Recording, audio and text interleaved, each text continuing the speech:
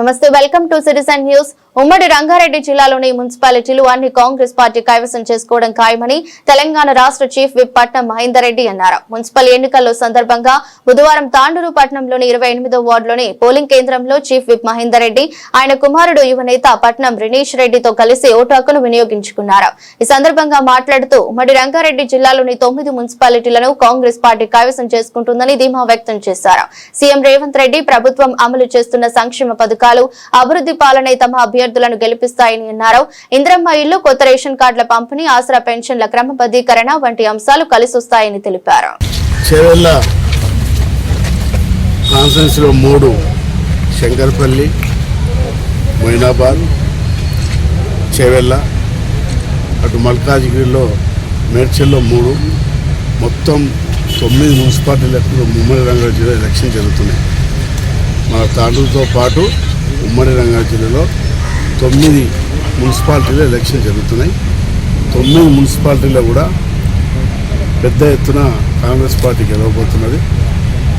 ఏదైతే ప్రభుత్వం చేస్తున్నటువంటి సంక్షేమ పథకాలు అనుకోండి, అభివృద్ధి కార్యక్రమాలు అనుకోండి, మరి పెద్ద ఎత్తున ఇల్లు ఇచ్చే కార్యక్రమం, రేషన్ ఇచ్చే కార్యక్రమం, పెన్షన్లు ఇచ్చే కార్యక్రమం ఇవన్నీ కూడా బాగా జరుగుతున్నాయి. కాబట్టి నేను ఉమ్మడి రంగారెడ్డి జిల్లా అంతా కూడా సీఎం తోటి పరిగి కూడా పోవడం జరిగింది. మరి మేడ్చల్లో కూడా అక్కడ కూడా తిరగడం జరిగింది. చేవెళ్ళలో కూడా అన్నీ తిరగడం జరిగింది. అక్కడంతటా కూడా ప్రజలు ఇక్కడ కూడా తాండూరులో కూడా ఎమ్మెల్యే గారితో పాటు 12 వార్డుల్లో పర్యటించడం జరిగింది. ఎక్కడ చూసినా మహిళలు పెద్ద సంఖ్యలో, యూత్ అందరూ కూడా మరి గెలిపిస్తామని చెప్పి ముందుకు రావడం జరిగింది. ఇక్కడ కూడా 36 కౌన్సిల్ అభ్యర్థుల్లో మ్యాక్సిమం మెజారిటీ కూడా కాంగ్రెస్ పార్టీ గెలవబోతుంది. మున్సిపాలిటీ కైవసం చేసుకుంటుంది. ఓటర్లకు ఏం చెప్తారు?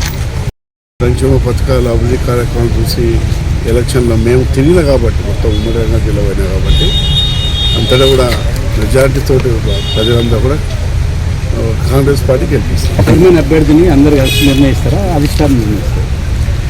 ఇప్పుడు అంతటా కూడా ముందుగా ఇక్కడ కూడా అభ్యర్థిని మేము ఫలానా అని చెప్పలేదు. ఇక్కడ కూడా ఇప్పుడు చేవెళ్ళలో 3 ఉన్నాయి. అక్కడ కూడా ఒక్కొక్క దగ్గర ఇనార్మస్ వచ్చిన దగ్గర అభ్యర్థి పేరు బీఫామ్ ఇస్తారు. బీఫామ్ ఇచ్చిన వాళ్ళే చైర్మన్ క్యాండిడేట్ అభ్యర్థి ఇక్కడ తప్పకుండా ఇక్కడ మెజార్టీ గెలుస్తుంది. బీఫామ్ ఎవరికైతే అధిష్టానం వస్తుందో వాళ్ళే చైర్మన్ అవుతారు.